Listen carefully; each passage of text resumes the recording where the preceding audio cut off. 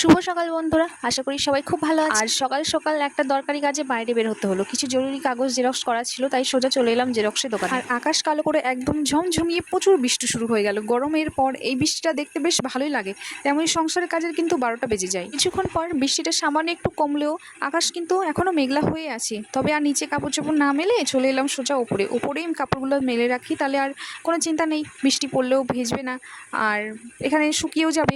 আর তারপরে বোতলগুলোতে একদম জল ছিল না, তাই আর দেরি না করে সোজা চলে এলাম অ্যাকোয়াগার্ডের কাছে। এক এক করে সব বোতলগুলো জল ভরে নিলাম। আর জানেন তো, এই বোতলে জল ভরতে ভরতে একটি কথা বড্ড মনে হয়, জল যেমন নিজের কোনো আকার বা রং নেই, তাকে যে পাত্রে রাখা যায় সেই পাত্রের রূপ নেয়। কাচের বোতলে রাখলে কাচের মতো সুন্দর দেখায়, আর মাটির পাত্রে রাখলে মাটির ছোঁয়া পায়। আমাদের জীবনটা ঠিক এই জলের মতোই হওয়া উচিত। জীবনের যে কোনো পরিস্থিতি আসুক না কেন, সুখ হোক বা দুঃখ, তার সাথে নিজেকে সুন্দরভাবে মানিয়ে নিতে পারাটাই আসল মানুষের পরিচয়। দেখুন, এই বোতলগুলো যতক্ষণ খালি ছিল ততক্ষণ ওর কোনো উপযোগিতা ছিল না, কিন্তু জল দিয়ে যখন কানায় কানায় ভরে উঠেছে তখন এটা কত মানুষের তৃপ্তি মেটাবে।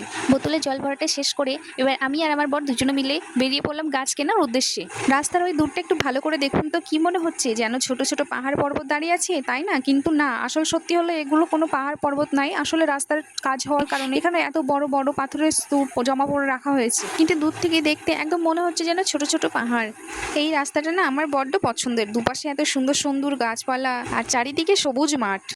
অবশেষে চলে আসলাম নার্সারিতে। চারিদিকে এত সবুজ আর সবুজ, কত রকমের গাছ এখানে রয়েছে। আমার তো মন চাইছে সব গাছ কটাই বাড়ি নিয়ে চলে যাই। বরমাসে ওদিকে গাছ পছন্দ করতে লেগে গেছে, আর চলুন ঘরের জন্য আমি সুন্দর সুন্দর কিছু গাছ দেখি। আপনারাও আমার সাথে দেখতে থাকুন। নার্সারি এত সুন্দর গাছগুলো, চারিদিকে জাস্ট দারুণ, একদম সবুজ সবুজ হয়ে আছে। আমি তো ঘুরে ঘুরে সব কটা গাছই দেখছি আর নিজের জন্য পছন্দ করছি। আর এই যে দেখুন, এই গাছটার সামনে এসে আমার তো চোখ একদম আটকে গেল। এটা একটা মৌসুমী লেবু গাছ। গাছটার সাইজে কত ছোট দেখুন, কিন্তু ওরে বাবা, এতে কত প্রচুর লেবু ধরেছে দেখুন, একদম থোকায় থোকায় লেবুতে পুরো গাছটা ভরে গেছে। অনেক খোঁজাখুঁজি পর অবশেষে ঘরের জন্য মনের মতো কিছু গাছ পেয়ে গেলাম। এই যে দেখুন, নার্সারি ভাইটা সুন্দর করে আমাদের গাছগুলো প্যাক করে দিচ্ছেন যাতে নিয়ে যেতে কোনো অসুবিধা না হয়। গাছ তো নেওয়া কমপ্লিট, এবার ঝটপট এই সবুজ ডালি নিয়ে বাড়ির পথে রওনা দিলাম। অবশেষে গাছগুলোকে নিয়ে বাড়ি চলে আসলাম।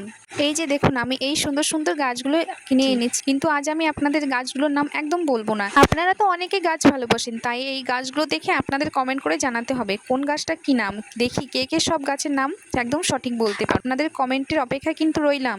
গাছ কিনতে যাওয়া জার্নিটা আপনাদের কেমন লাগলো অবশ্যই জানাবেন। ভালো লাগলে একটা লাইক কমেন্ট করবেন। আজকের মতো টাটা, দেখা হচ্ছে পরের ভিডিওতে।